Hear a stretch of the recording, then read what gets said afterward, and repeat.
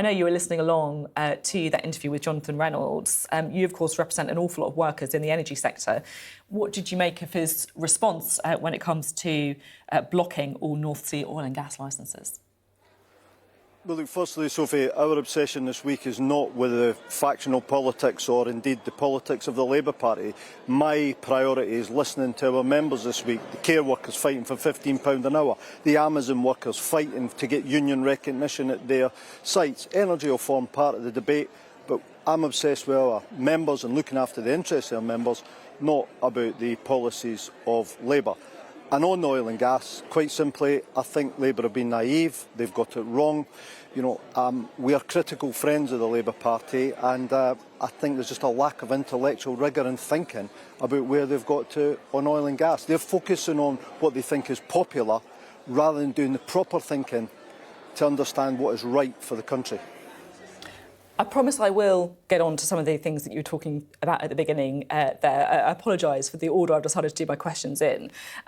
But I do just want to ask a little bit more about the oil and gas. You say Labour are being naive. Why do you think they're being naive?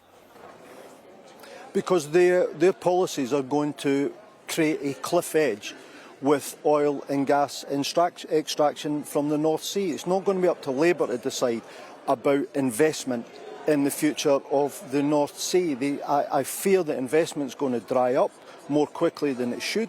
We are into a process of managed decline in the North Sea, and we should be working together on that. But there is a lot of oil and gas in the North Sea, and the alternatives facing the country are that we either produce our own oil and gas, take responsibility for our own carbon emissions, or we are going to import more oil and gas. And I think workers in the petrochemical sector in Grangemouth, in the Humber and Teesside, in Pembrokeshire and Folly, I think they are going to be very worried with what Labour's saying. And as I say, it's time for Labour really to focus on doing the right thing rather than what they think is the popular thing.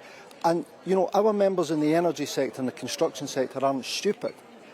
We've been promised tens of thousands of jobs in renewables, but the truth is those jobs have been created anywhere but the UK. Our renewables infrastructure is getting built in China and Indonesia, anywhere really but Britain. I mean, Labour's today are saying that they will create 500,000 jobs through their green energy plans. You're a bit sceptical of that then? Well, I welcome this initiative. I think, you know, there's 13 years of failure from the Tory government. They've got us into the hole on energy, let's be clear about that. But working people in Aberdeen and Humber and Teesside and all those areas that depend on the petrochemical industry, in energy-intensive manufacturing companies around the country, they are going to be worried about the message from Labour. And I just have to be honest with Labour about that. We've been promised that we would be the Saudi Arabia of renewables. We've been promised time and time again that the renewables industry is going to create all these jobs, and they simply haven't emerged. There is a huge wind farm off Brighton here. Where was that produced? Where was all the steel and the wind turbines fabricated? It wasn't in the UK, and that has been the sorry story of the renewables industry around the country. Labour should be focusing on a plan for our energy future rather than talking about bans.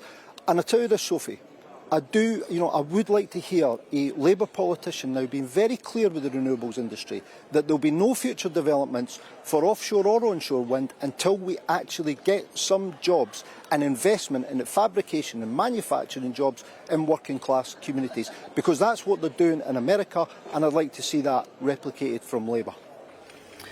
Now, really interesting points that you make in the interview so far. You started off talking about the priorities going into your conference in Brighton and about pay in particular. We've, of course, seen lots of strikes in the public sector.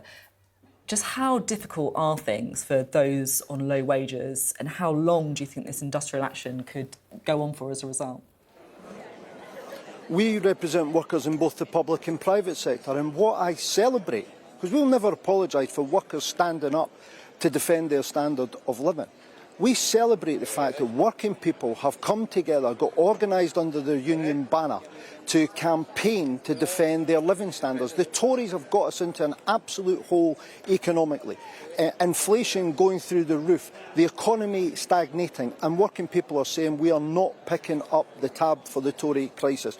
We celebrate that fact, we welcome that fact, and we're going to talk about it over the coming days in Brighton. There'll be a tremendous energy in this room. The ambulance workers, the health workers, the ones the Tories said they wouldn't talk about pay with, well, we forced them to talk about pay.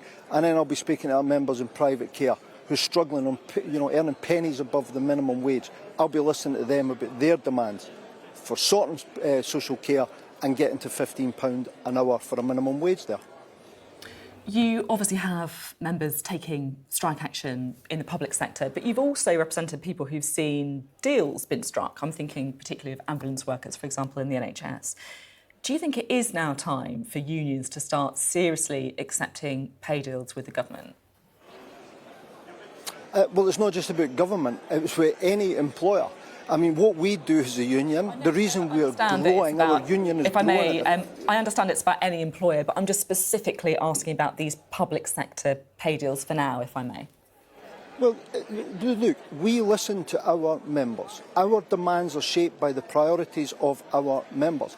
And it's not about the trade unions moderating the demands, it's about the Tory party moderating its behaviour in government and accepting that people are struggling financially and people want a decent pay rise. We had people who were on the front line of the COVID crisis, and these people want a decent pay rise and absolutely deserve one. You were talking about Amazon workers, of course, in ongoing dispute. Do you think that as consumers we should be shopping at Amazon? Well, Amazon, the retail business is only part of the company. What concerns me is that they provide a huge amount of services to the public sector. And if they're not going to treat their workers properly, if they're not going to recognise their employees' rightful and legitimate demand to have the GMB recognised on their sites, then there has to be question marks about them getting public sector contracts in future. They make a huge amount of their money from what is almost a very powerful position that they have around providing web services to the public sector, and that's going to have to be challenged as well. Now, this morning in The Observer, on a slightly different note, you say that politicians on all sides need to start being honest about the effects of Brexit. Of course, if you look at both parties, both Labour and the Conservatives, they say that the debate on Brexit is over. They don't want to join the single market, they don't want to join the customs union. Are you disappointed, I guess, by the position of both Labour and the Conservatives when it comes to Brexit? Look, I think I travel all around the country. We've got members the length and breadth of the UK and Ireland. I understand that Brexit's not going to be revisited by the politicians, but there has to be an honest debate about the impact that Brexit has had. It is part of the reason that we're seeing the inflation that we've got stuck in the economy. It is having an impact on investment in the UK, and I just think there needs to be an honesty about that.